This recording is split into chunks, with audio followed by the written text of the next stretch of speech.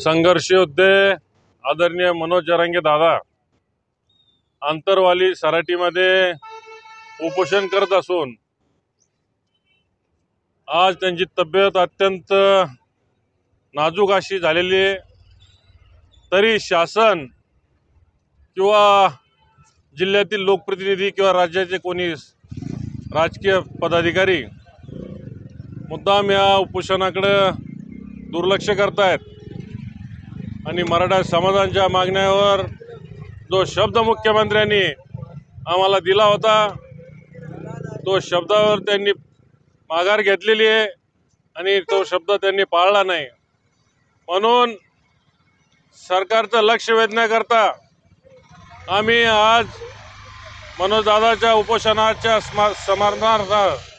समर्थनार्थ जालना शहर व जिल्हा बंद ठेवलेला आहे आणि जालना कृषी उत्पन्न बाजार समिती आपण या ठिकाणी आहोत। आम्ही सर्व बंद केलेलं आहे आणि माझी राज्य शासनाला विनंती आहे की आम्ही ट्रेलर दे।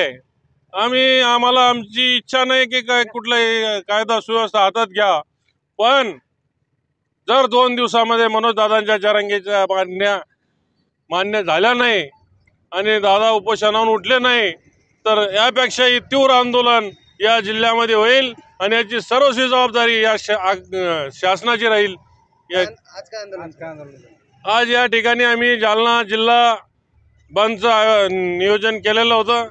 आम्हाला संपूर्ण व्यापाऱ्यांनी जालना शहरातली कृषी उत्पन्न बाजार समिती असो, शहरातील मार्केट असो, बंद ठेवून सर्व व्यापाऱ्यांनी समाजाला सहकार्य केलं।